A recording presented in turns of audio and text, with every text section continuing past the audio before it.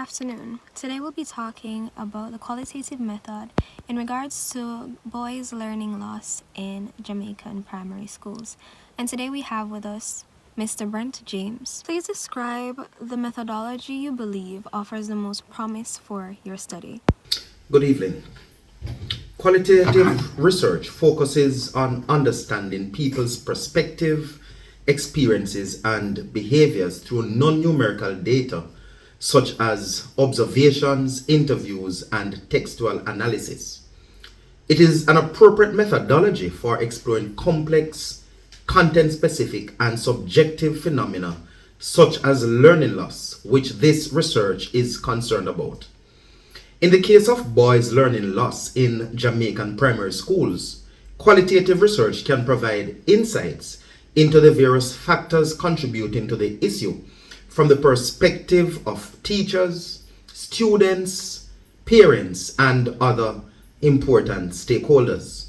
For example, qualitative research could explore how cultural norms, family background, peer pressure, and teaching practices affect boys' engagement in the classroom and their academic performance. Of course, qualitative research has the ability to facilitate a deep and nuanced understanding of the experience of boys who are struggling academically and provide insights into their needs and challenges. This information can be used to design effective intervention programs and that will address the specific needs of these boys and support their overall learning and development. What would you say is the central research question it addresses?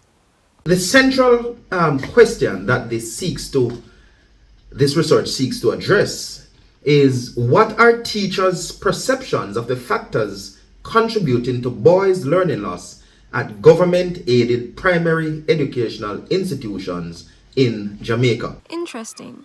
Can you describe to us the data collection method you propose to use? The methods for data collection will be in-depth interviews, which will allow for one-on-one conversation between the researcher and participants, where researcher will ask open-ended questions and allow the participants to share their experiences, their opinions, and their perspective. This method is very useful when one is exploring sensitive and complex topics.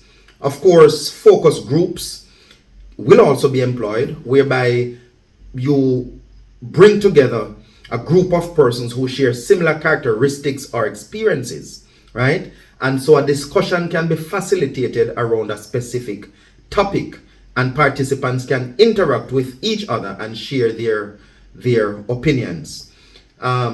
Observations can also be another method employed, and document analysis, whereby analyzing documents such as reports and exam performance of these boys. How can QDA be employed to complete the data analysis? In terms of how QDA as a software can be used to complete the data analysis, of course, QDA is the software that is recognized to offer tremendous value in analyzing qualitative data.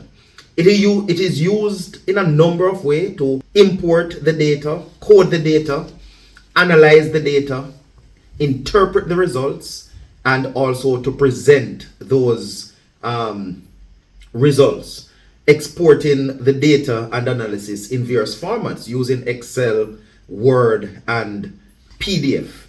In every research study, there would be a balance, or there should be a balance. Discuss with us some of the implications we're supposed to look out for. Qualitative research has several limitations. This research will be subject to several limitations in my view. One is the potential for researcher bias, as there is always the possibility that the researcher's personal beliefs and values can influence the interpretation of the data.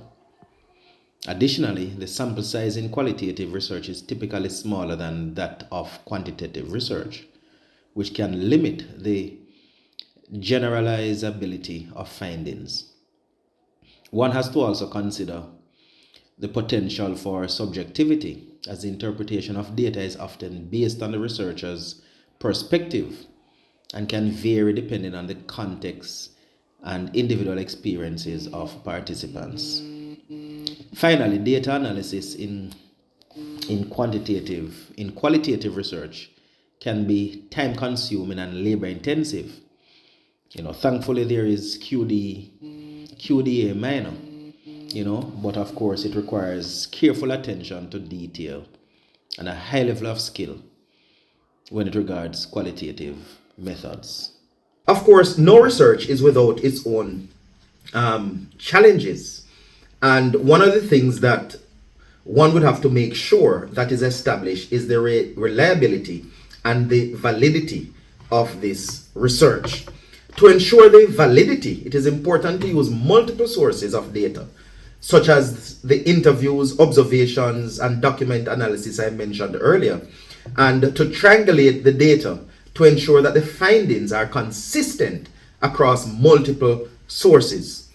It is also important to use a reflexive approach that acknowledges the researcher's own biases and perspectives and take the necessary steps to address them throughout the research process.